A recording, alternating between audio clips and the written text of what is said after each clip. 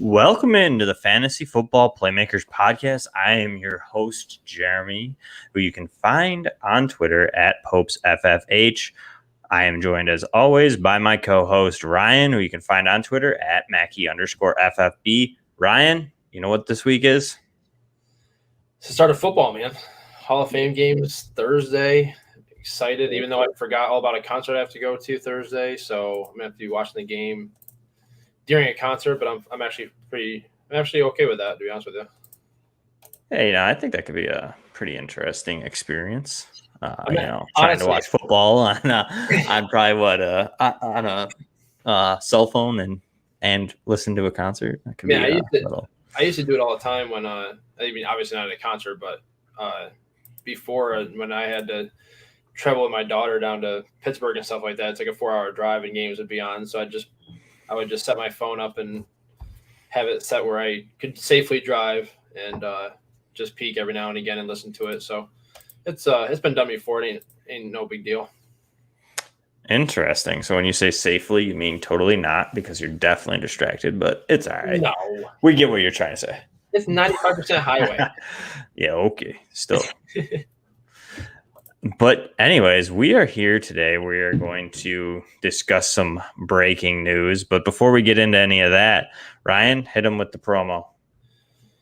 As always, today's episode is brought to you by King Fantasy Sports. Go check out the King Sports Draft Kit and get the advantage over the rest of your league this season. Be sure you're doing the right preparation and start your season off right. You get everything from rankings, breakouts, and values to busts and sleepers. In a league with some funky settings, learn how to make your own projections as well. Stop sitting on the sidelines and buy this draft kit today.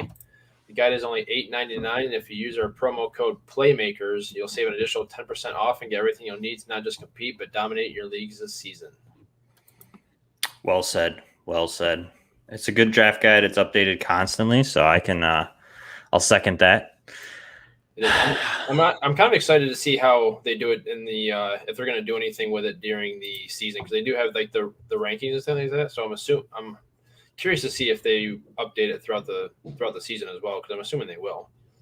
Yeah, and I mean, like you said, I'm not sure, but I would think they would too, like you said, with the rankings and everything being involved in that. But other than football being back this week, you know who else is back? Injuries? No, Phillip Rivers.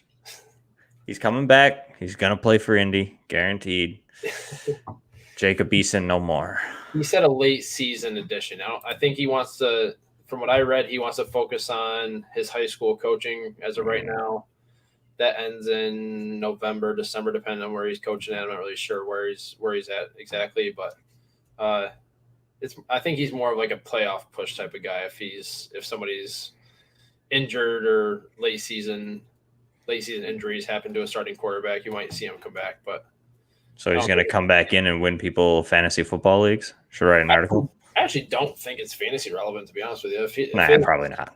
If the season goes deep, and even if it doesn't, like, how trustworthy are you going to put a 41-year-old quarterback? Yeah, I think the only way to be fantasy relevant is we'll just say Lamar goes down or something and they bring him in. You know, if you're the Lamar owner, you're probably going to want to try and grab Rivers just because who knows who else you have, especially if it's super flex. But I don't know. I wouldn't hold our breath on Phillip Rivers returning. He looked pretty weak last year. So other than that, I mean, for breaking news, I mean, we got some rookies looking pretty good in camp early on here, Ryan. A couple guys I like, Nico Collins is a good guy. He seems to be really climbing and making an impression in Houston. I know a lot of people have been pretty high on him on Twitter. A guy that I really like is Rashad Bateman. I liked him before the draft. I know the Ravens wasn't the sexiest landing spot, but I mean, he's definitely showing it. And that clip of him burning Marlon Humphrey pretty much cemented him as far as a riser in many rankings and probably ADP. Other than that, Ryan, anybody else you think standing out or seen anything on Twitter? I mean, Elijah Moore is getting a lot of hype right now. I see him everywhere right now. I posted that tweet earlier today and got a lot of interaction on it. A lot of guys like you were all over Bateman, and Elijah Moore was mentioned a lot. Nico Collins started to pop up a little bit. I haven't heard anything about him, but I saw a couple people mentioning Tylan Wallace. I'm not sure if that has more to do with the injury to Hollywood that happened today. I don't know if that's like their window into that, but uh, other than that, man, it's just been pretty chalk in terms of the rookies that are breaking out. I mean, everybody loves Sermon's landing spot, and everybody loves Bateman, and like I said, Elijah Moore is getting a lot of hype right now, which I think is rightfully deserved. Everything that I've seen and read about it, he's been unguardable in one-on-ones and things like that so far this offseason. So other than those guys and like the obvious guys like Jamar Chase and Devonta Smith, who's now injured as well, but yeah, I mean it's pretty status quo right now. Yeah, I mean, I think you could argue Elijah Moore is pretty much probably your most surprising, I would say. Definitely getting works with first team reps, Yep. especially when Crowder stayed and that wide receiver room's pretty filled. I think Tylan Wallace hype's a little premature. I know it's probably based on that Hollywood injury, but that room's actually deeper than most would think. So I don't really know if Tylan Wallace is going to make an impact this year. I think he's a good dynasty stash type guy because he definitely proved that he's productive at Oklahoma, or at Oklahoma State. But I just think that's just kind of, noise in the wind there. So, but yeah, let's move on. We can go with Hollywood right away. Ryan, are you worried about Hollywood's hamstring? I think it was hamstring, right? Yes. Or is it nothing to be worried about? It's just an early camp tweak that they're being more precautious with. So from what I've seen, it's more serious than they initially thought. So that does kind of give me pause a little bit because obviously we've seen guys like Julio Jones have hamstring injuries and it just nags them throughout the entire year. And if it's as serious as they seem to think it is, and especially given his skill set, it is a little concerning, especially if I haven't seen if it's like a tear or yeah, I haven't seen really anything. I mean, yeah, I haven't seen anything in terms of what exactly it is, but for a burner style receiver like he is, yeah, it is a little concerning for me especially with the competition that they brought in. Like we already mentioned Bateman and Tylan Wallace and Sammy Watkins. Like there's a scenario where maybe they let him miss some time just to make sure he's fully recovered and ready to go for the 17 game season that we got coming up this season. Yeah, and I mean, I'm not too worried yet. I think until we know, I know, like you'd said, you saw that there's a little bit that's worse than they thought, but I think I'm not panicking yet here on Hollywood. But I definitely could see a route, like you'd said, where he might miss some time early. So, but I'm not looking too crazy. I definitely doubt it's season ending. But it might linger a little, so definitely something to keep an eye on. That's what I mean. It just seems like one of those things. It just seems like if guys get hamstring injuries, it just always seems to hinder him throughout the year. Even if he's just on the injury report throughout the week and he ends up playing a game or whatever, if he's on the injury report for it, you just never really know when he might get pulled or. Yeah, it's tough to start him. Yeah, it makes it really tough to trust him in your lineup. Yeah, going to another receiver who is probably going to be in almost every starting lineup every single week. Julio got dinged there in Titans practice. Any concern there? I know I haven't really seen too much. Or do you think that was just another, again, precaution, just kind of hold him out a little bit to cement it? He's a veteran, like you said, 17 games this year. Yeah, I think that's more of a precaution thing. I didn't read too much about it, to be honest with you. I saw it pop up on my phone saying that he had left practice early, but I think, like you had said, but given the long season we got coming up, they have a deep playoff run aspirations going. So they would much rather worry about him being ready for week 17 in the playoffs as opposed to being ready for a summer practice in early August. Yeah, and I mean, I like it for guys like Des Fitzpatrick or Josh Reynolds, get a couple extra reps in there with first team. So I think it's not a bad thing. Always helps those younger guys kind of develop a little more. So another guy that we have a lot of, seems like injuries left and right here in week 1 of training camp, but another guy that we don't have a lot of information on right now, Kenny Galladay left with trainers today, grabbing at the back of his hamstring. I know he missed some time. I believe it was last year and the year before, I think, with hamstring issues. Any concern there? Or you think another one, just precaution, veteran guy, kind of holding them out maybe a day or two?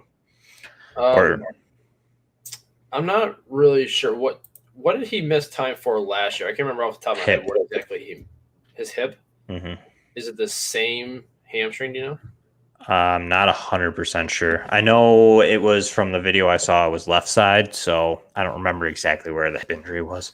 Because if it's on the same side, that is a little concerning because obviously that all connects to each other, and it makes it a little bit more makes me a little bit more cautious with it. But it's early August, man. You just never really injuries like that. You're gonna see veteran guys like him that are making big money. Like he got a huge contract, so they're gonna play it safe for them in early August. Speaking of wouldn't fret about it too much. Speaking of veteran and big money, how about Tyreek Hill today, guys? Leaves practice, tendonitis. Not expected to be much, but it's the time to panic, Ryan. Now, that's another thing that's. What'd you say, Ryan? Trade Tyreek Hill? Wow, why are you doing that? No, I agree. Tyreek Hill for a fourth-round pick. Yeah, I was trolling a couple people on Twitter today. I saw someone retweet it, and I had to, put a GIF on there. Time to panic, fire sale. But I was joking. So if you saw that, don't actually do that, or if you're listening. But a guy that I think we're actually going to have to worry about is two from Indianapolis. We have Carson Wentz and Quentin Nelson with a very similar injury to their foot, both on a timetable of 5 to 12 weeks. So the Quentin Nelson injury, how does that affect fantasy football? That's going to be for the entire offense. They did sign another center who's fairly decent. I know he started and played some games in Carolina last year. However, I'm a little worried for Jonathan Taylor and the running backs. I mean, Quentin Nelson's just head over heels way better. But not only that, I'm worried for possibly your week one starter in Jacob Eason. That offensive line is still very healthy and very good. But Quentin Nelson's a big loss. So real quick, Ryan, are we worried about Jonathan Taylor and the running backs? And what do we think of Jacob Eason for super flex leagues this year? Seeing as in Wentz might miss, you figure a 12-week timetable might miss the first 7 to 8 games. See, for me, if I don't actually have any Carson Wentz shares in Superflex leagues, but if I did, I would have already hedged here and gotten Jacob Eason just in case, just because of Wentz's injury history. So for me, I wouldn't want him in my starting lineup because we just don't know what he can do yet. But I would have already hedged and already gotten him if I had any shares of him. The Quentin Nelson thing is definitely concerning, though, because he's debatably one of the top 5 offensive linemen in the entire league. So you're not going to replace him with just a free agent signing off the streets. And with it being a foot injury, it's probably, especially with a guy his size and the position that he plays, it's probably a little bit more of a longer lingering injury for him than it is for Carson Wentz. So, like you said, the offensive line is still really good there. But obviously that does nick JT maybe a little bit.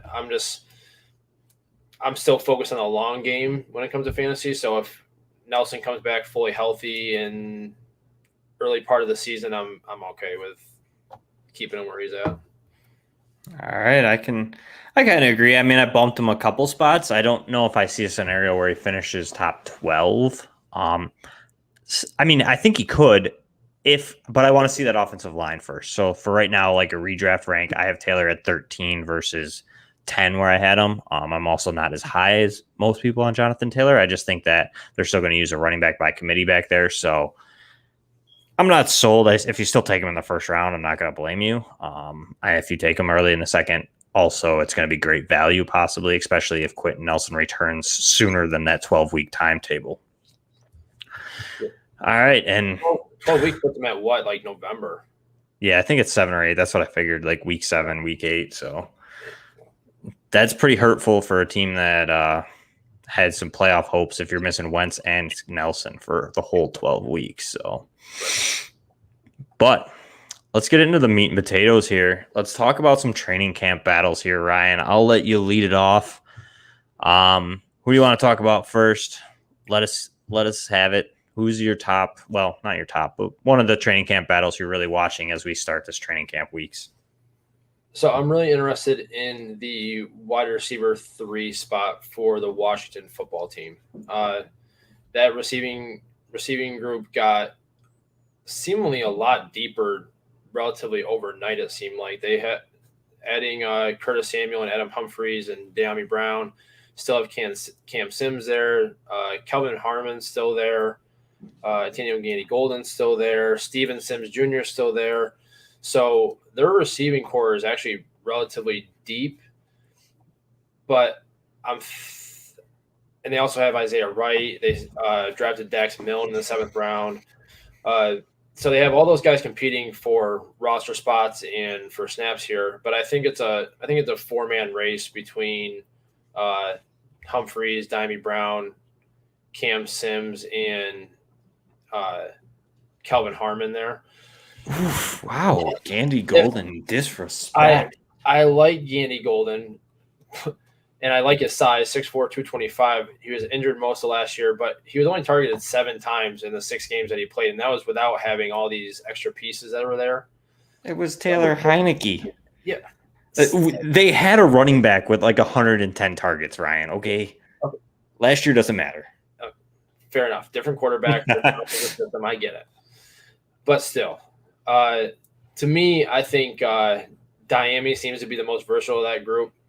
He's a field stretcher, also good at short and intermediate routes, including over the middle of the field. He's played fearless in college, and I don't think he's really going to shy away from NFL defenders in the middle of the field. He's already getting recognized from his coaches for his big playability, as well as his attention to detail and his work ethic in camp already. And he had an interview with 24/7 Sports and said that he wants to make big plays, and that offense is being formed to make those big and exciting plays. And he's also got one of the better young receivers in the league, and McLaurin to learn from. And apparently McLaurin has really embraced that kind of big brother role and taking him under his wing and is teaching him basically everything that he knows. So Dom has just been watching him, and I mean, everybody's high on McLaurin. So if you're learning from a guy that everybody's high on, I don't see why you wouldn't be able to pick up on things from him that maybe you weren't able to do before. And it honestly might come down to what the offense is looking for, though, to be honest with you, because but currently I think De'Ami is the guy that wins in the long run due to his big playability. He averaged 20 yards per catch each of his final 2 seasons at UNC. But Adam Humphries, I think, is right there with him in terms of what they want to put on the field, just because he's so reliable out of the slot. And he seems to have a good rapport with Ryan Fitzpatrick from the beat writers that are there at camp. But he hasn't been able to stay on the field, and he's 3 seasons removed from his last notable season. So I could be wrong about the De'Ami pick there if Humphries can stay healthy, just because he's a veteran and he is a solid slot receiver. But they did sign him after Curtis Samuel and before taking De'Ami in the 3rd round. And this offense should be explosive with all their weapons, and I'd rather just take my chances on the more dynamic playmaker in De'Ami Brown. I like it. I mean, I think I'm not overly excited about the wide receiver 3 in Washington. I think I saw a stat couple days ago on Ryan Fitzpatrick that he tends to target his leading receiver close to 30% of the time, and the second one low 20s. After that, it gets dicey. So I'm not like super excited. I think they're nice late round flyers because those guys are going to go under the radar, like you had mentioned. I'm sure Adam Humphries goes undrafted in most redraft leagues, even dynasty leagues, if you're doing a startup this late. So I'm all in. I like De'Ami Brown a lot too, especially as a dynasty asset. I think that if he sees any time this year, it'll be a benefit. I think next year he'll take a step forward. I can also see a route where Curtis Samuel gets used more as the slot guy, which would push Adam Humphries back because I don't think Adam Humphries can play outside where De'Ami can. So I can agree with you there that De'Ami could possibly end up being that wide receiver 3 coming out of camp this year. I'll go with another rookie wide receiver in a battle currently for almost the same position, the wide receiver 3 here in Carolina. A lot of talk lately, and even before the draft, on a guy that I liked a lot in Terrace Marshall at LSU. Big-bodied receiver, He ran a 4.45 at his pro day, or a 4.4 at his pro day. And then Player Profile put it up to 4.45, as they did with everybody else who ran in pro days. But that put him in the 80th percentile. He has a 19-year-old breakout age. Definitely a guy that I like. Obviously, Carolina liked him, taking him in the second round. I think that Terrace Marshall definitely it's probably an easier one to figure out than yours, Ryan.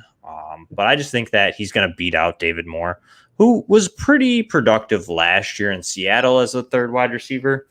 But I just think that Terrace Marshall is brought in here for a reason in the second round, and he's a big guy. He's going to play kind of that big slot. He's very similar to David Moore's size. David Moore 6'1", 219. Marshall's 6'2", 205. So they're very similar in size. So they're almost kind of like David Moore's the insurance. I feel like they brought him in before they got Terrace Marshall in case they probably didn't get Terrace Marshall. Then they did. And in camp, Terrace Marshall, I saw some reports and stuff that he's really impressing. So I'm all in on Terrace Marshall's becoming that wide receiver 3, but it's definitely something that I'm going to monitor throughout camp as he is a rookie. But I think that this is a team that could have a viable wide receiver 3. And that's why I would say I'm more excited about this positional battle than the Washington football team, only on that basis, because I feel like Carolina is going to throw a little bit more than Washington will. And not only that, they saw 2 wide receivers with 100-plus targets last year. And then they had Curtis Samuel, who I don't, not 100% sure. I think he was close to 100, wasn't he? Or do you not know off the top of your head? Weren't they one of the 3 teams to have? I think he was at over 100, three receivers over 100 targets. I think so. I could be wrong. Let me double check. Nope, 86. Maybe I'm wrong. By the looks of it, no, yeah, he had 86. So either way, with 86 targets, Terrace Marshall can do some damage, especially and be somewhat at least flex viable, possibly bye-week startable, depending on situations. Or if an injury occurs, he could end up sliding outside if he is playing the slot, or inside if there's an injury inside. He's very versatile in that way. So definitely a guy you want to monitor, whether you're playing redraft or dynasty. Terrace Marshall for sure. Ryan, who you got? Ooh, this is your fun one. Let's start this one. So it's a mess. This is brutal, but your other one's also brutal.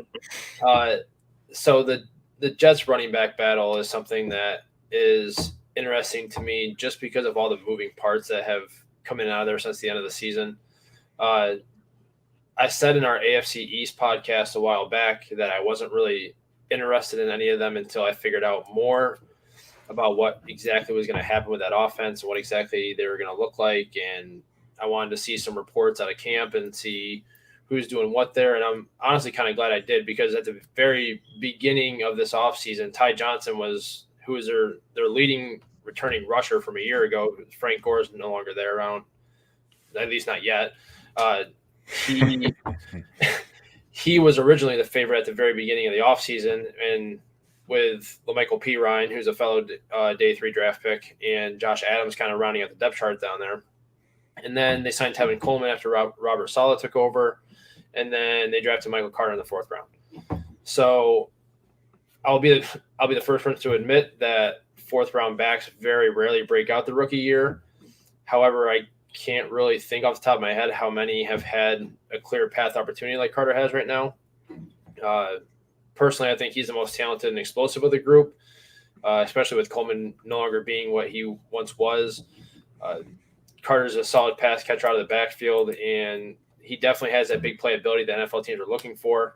Fits the outside zone scheme that Michael LaFleur is expected to run there in New York. And that offensive line is actually pretty improved from last year. And as well as the offensive weapons just as a whole, with Jamison Crowder coming back, who the Jets decided to keep a hold of. They signed Corey Davis, drafted Elijah Moore, who we talked about. And having a rookie QB and being a rookie himself, they're definitely going to have some growing pains there. They're not going to be a very good team. But at the end of it, I think Carter ends the year leading that backfield in touches. He's a guy that has the upside, and even in redrafts, just simply due to the lack of overall talent in the room and his well-rounded skill set for him. And I think despite the clear opportunity that we can see, I think it's still so muddy that he's a good value. You know what I mean? He falls pretty far for a guy who could be. He's in that same range as like a Damian Harris or a Zach Moss and other crowded backfields. And I definitely think he has more upside than those guys personally. Maybe not Zach Moss just because the Bills will probably score way more. Right. But I'm not I still think Damian Harris is a good asset. I'm still worried about his health. So we don't know that necessarily with Michael Carter. But yeah, this is sticky and muddy and I don't know. I like Michael Carter. I think he looked good at UNC. I'm just not sold he's going to be the lead back. I think they like Ty Johnson a lot. I think Ty Johnson is a San Francisco style running back, which is what this Jets offense is probably going to look like. Yep. Michael Carter has some of that. I wouldn't say that he doesn't have that. I just don't know. What are you referring to here? I would say necessarily like the speed. I mean, Michael Carter's not like a home run hitter. He's got decent speed, but he also struggled to really break away at UNC. So where Ty Johnson's like a track star. So I mean, it depends. I don't know. Look at their player profiler. I'm not 100% sure what Ty Johnson ran. It's been a while. I mean, Michael Carter had the most 15 or more yard carries in the country last season, 29. Well, I mean, when you were running behind UNC's offensive line, I mean, the argument could be made with Javonte Williams too. You know what I mean? And Najee Harris. I made this argument before. I don't remember what podcast it was on, but it's arguable because you're playing behind such a good offensive line and against some players who just don't make the NFL, and especially at UNC, that's the case in my personal opinion. And that's a fair argument, but I'm just saying. But see though I don't know. I mean, I think he fits it. I'm not saying he doesn't fit the mold. I just feel like they really liked Ty Johnson, and I think they still like Tevin Coleman. They brought him in for a reason, more so to be a mentor. I just feel like we've seen it in San Francisco. They just play the hot hand. And I feel like that's kind of what this offense is going to look like.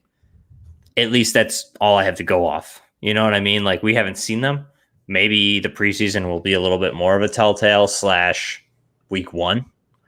It might be too late to get on the bandwagon there in week one, obviously, but I don't know. I'm just not. I think I'm still avoiding them at the moment. Dynasty, probably not. I would take Michael Carter. But if I'm looking redraft, which we're kind of getting into that season, I'm going to say I'm going to avoid them. I just feel like I'd probably take wide receivers where they are. Because, again, I just don't have a lot of Damian Harris or Zach Moss for the same reason. I feel like they're kind of in that same ADP. I'm not 100% sure. Yeah, and that's he is right around them. But that's exactly why I mentioned that in our podcast about the AFC East is that it's so hard. Every single backfield in the AFC East is just like, ugh.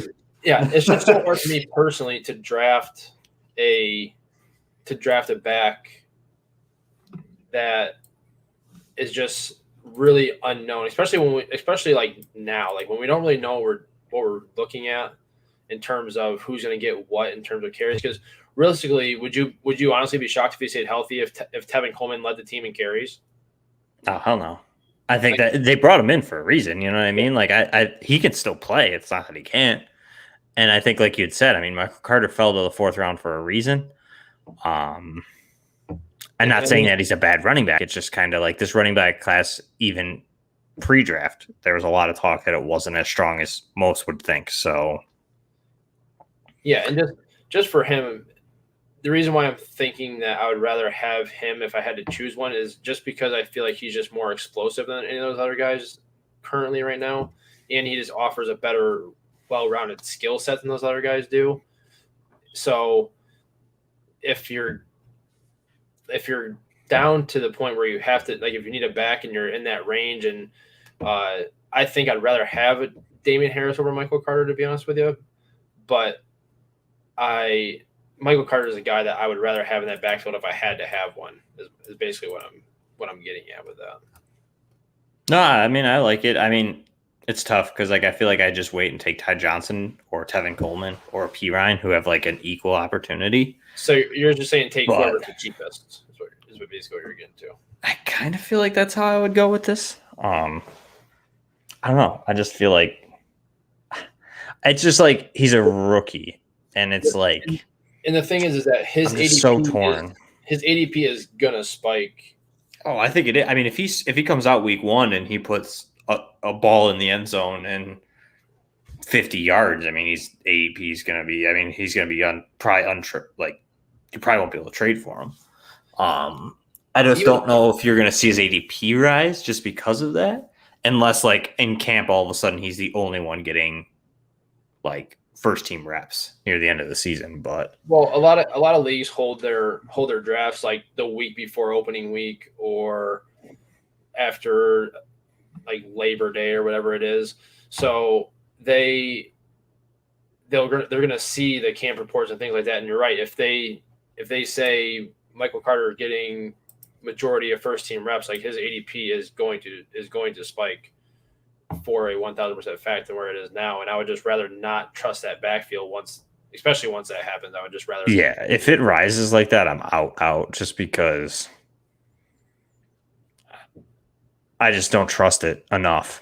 You know what I mean? It's kind of like a San Francisco back where their ADP gets so high sometimes that I'm out just purely based on that because there's other guys I'd rather take there that have a clearer outlook that I could play in my flex position over that. And usually I try to have 2 running backs by the time I get to any of these guys. So it's not like I need a running back. If I needed one, then that'd be a different story. 0 RB is the only way to go. Yeah, okay. You should know. Yeah. If you're building a dynasty roster to win in 2 years. Anyways, back to an even tastier running back situation.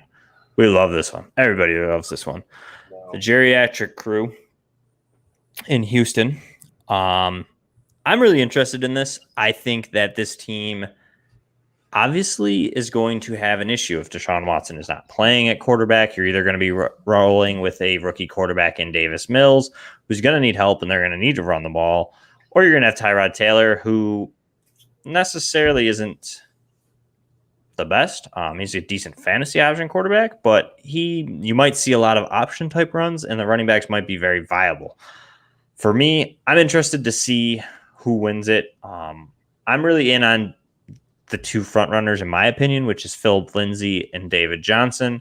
Ryan tries to tell me before that he read an article that Rex Burkhead's going to be the running back 1 here. I don't believe it, but we'll let Ryan believe what he wants. I did not say I believed it. I just told you an article that I read. No, yeah. Well, you brought it up, so you obviously have to believe it. I don't even know why I do this podcast. I hate you. I understand. Anyways, Mark Ingram as well is there, who hype, man. Did you see him dust those 2 players today?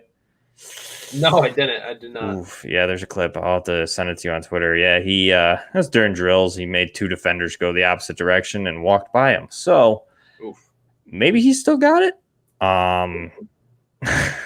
Highly unlikely. I mean, he's had quite a while off to recover and work on his agility and things like that. So maybe. I don't know. I still think Philip Lindsay's kind of the guy who might hedge these guys on the basis that, I mean, he's the youngest. I mean, you could argue that point, but I just think that he's a proven 1,000-yard receiver, or running back. Sorry. I like it as a combination with Lindsay and David Johnson. I think David Johnson will see most of the receiving work. He's always proven that he's a very good receiving back, where Lindsay might see more of the early down rushing.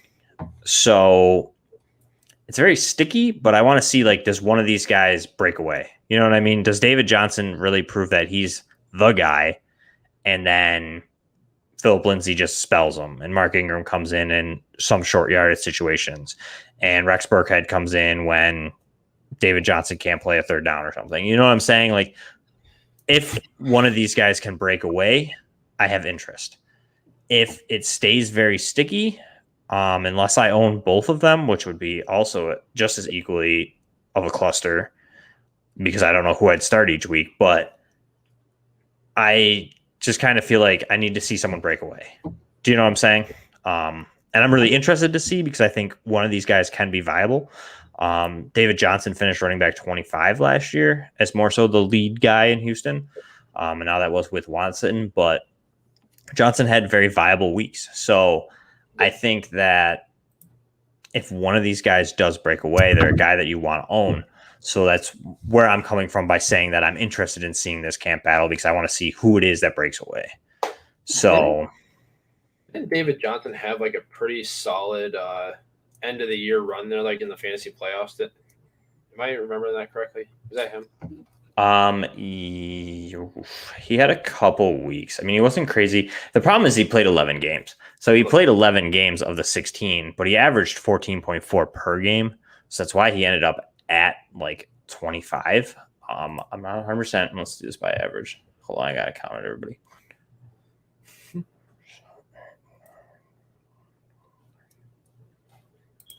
He would have been running back 18 on a per game basis. So if either of them can stay healthy, I think you have a very viable running back 2 for your team. Here's the reason why I'm so confused on what exactly is happening over there, because like I said, David Johnson was actually somewhat usable last year. I mean, he had close to 1,000 all-purpose yards, if not a little bit over 1,000 all-purpose yards. And they bring in Philip Lindsay, who had back-to-back 1,000-yard seasons before having injuries last year. So it's not like he's old and 3 years removed from having a good season. He literally just had one off year due to injury, and now he's just no longer like a fantasy relevant option. And they brought in Mark Ingram, who was benched for J.K. Dobbins, which obviously was the right choice. Yes, it was. But it's just so confusing because what are they going to do? Are they going to have Philip Lindsay be like a scat back type of player and have David Johnson be the third down back with Rex Burkhead mixed in, and then Mark Ingram come in at the goal line and vulture touchdowns, or Rex Burkhead comes in and vultures touchdowns? Like you said, Tyrod Taylor could get in there and score a couple goal line touchdowns off option reads. If Deshaun Watson's there, the same thing happens. But obviously that makes their values go up significantly if he is there, because their passing game will be a lot more respectable. It's such an – I think this one's actually muddier than the Jets running back room, to be honest. Just because there's 3 proven guys there in Ingram, Johnson, and Lindsay. They've all rushed for over 1,000 yards in a season. And then you add in Rex Burkhead, who's a good receiving option. And it's just – I don't know. It's just ugly, man. I just don't know what to do with any of them, to be honest with you. I have no idea. And you were right. David Johnson's week 13 to 16 in the fantasy playoffs, he averaged 21.2 per game on a PPR basis, and he was running back 8 or 6. So that's what I'm saying. I'm interested to see. It's very muddy. I agree. And I'm sure a lot of people will stay away, but they have a pretty low ADP. If I can snag both of Lindsay and say DJ, I'm trying to an extent, just because I think one of them does break away and sees more work, and I think will be viable as a flex option. Unless one of them becomes like a lead back, and that's it. And then you get a guy who might be able to get you 20 points a game. So are you worried about Johnson staying healthy at all at this point with him being 30? He hasn't had back-to-backs. Yeah, David Johnson. Are you worried about him being healthy? Because he's never had back-to-back seasons of 16 games or even 13 plus games. To an extent, I mean, injuries are a concern. I wouldn't be totally worried. I mean, it's not like he has a ton of mileage technically on him. Yeah, he's been around for a while, but again, yeah, he's had the injury issues, which has also led to less hits and or carries. He's also never really been like a workhorse, so he hasn't seen a ton of tread on the tires, we could say. So I think at 30, that's a little misleading. I think that he still should at least have a year of viability. He's still under 1,000 career rushing attempts. That's what I mean. I'm not too worried there. But again, I just think it's just whoever's going to be the lead guy is who I want, obviously, as anybody would. And that's where the interest comes is like if I can get both of these guys, say David Johnson and Philip Lindsay, and I can stash them sort of on my back of my bench as like an RB4 or 5, I just think it's a steal. I mean, that's where I was getting them in some dynasty startups right now. I just think for year one, I mean, that's a steal. I mean, who knows? One of these guys has to break away to an extent, like even if it's a first and second down guy. I mean, he might be more viable, but maybe you get a third down guy like David Johnson's playing third down. And for PPR, maybe he's a 15 point per week guy. Maybe he scores a touchdown, gets to 20. You know what I'm saying? Like, right. I'm in them based on a value standpoint, but I want the guy who becomes the lead. Do you know what I'm saying? Like, that's where I'm very interested in this battle because I want to know who wins that lead role. I feel like Lindsay. It might not happen, but I feel like Lindsay's probably the safest option, to be honest with you, just because he is the youngest guy out of that group. He does have the receiving ability, and he just has more recently proven that he can be a 1,000-yard rusher as opposed to these other guys who are marking up there in age, especially for running back age-wise. David Johnson getting up there, like I said, injury concerns are a little concerning. Rex Burkhead's never really been that guy. So I feel like Philip Lindsay is probably the safest bet, but like I said, it's just so hard to trust anything coming out of that backfield right now, anyways. But I've seen some people that have all three of these guys on their teams, just in the off chance that they traded a 4th round pick for Ingram, or just something like that, where they've gotten all three of these guys, and their rationale is like, hey, if one of these guys goes down, or two of these guys go down, especially one of the two older guys like Ingram and DJ, who has injury concerns, then Philip Lindsay's like a top. He's an RB2 probably, like a lower end RB2 that you can immediately insert into your lineup, and you're good to go. And it goes for any of them really. But yeah, and that's what I mean. I mean, I'm on their wavelength. Whoever had told you that, or you've seen that, I agree with them. I think they're smart. End of story. I'm just saying.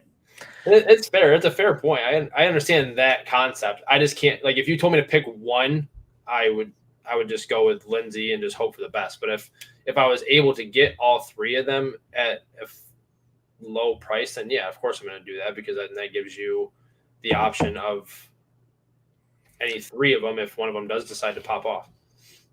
I would almost maybe go. I'm going to end this really quick because it is just quick. But I might go David Johnson. I'm not going to argue with you. I'm just going to say it. I might. I just feel like he's kind of their guy. They signed him. They brought him in a year ahead of Lindsay, even though they didn't have the opportunity to get Lindsay. But I'd say it. Ryan likes Lindsay. I like DJ. Agree to disagree. I'm putting you on the spot. Who leads the team in touches at the end of the year? Johnson. Right. I still think it's going to be DJ. Fair enough. All righty. That's going to wrap us up this week. Ryan, before we go, why don't you let anybody know where they can find you and what you got coming up, if any? If not, anything you want to let anybody know? Yeah, just find me on Twitter at Mackie_FFB.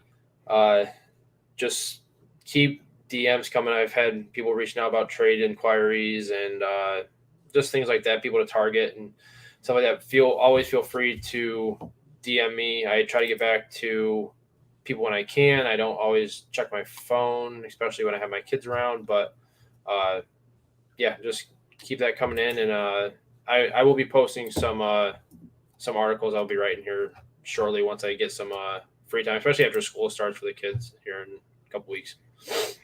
Children definitely make it hard to make fantasy football content. I will say that. I don't know that. I don't have kids yet. But I would guess. I'm just gonna guess. I got a cat if that counts. He's annoying, but it's a furry. But yeah, you guys can find me on Twitter at PopesFFH. I don't get as many DMs as Ryan apparently. People must like him better. He might be smarter than me, so I agree.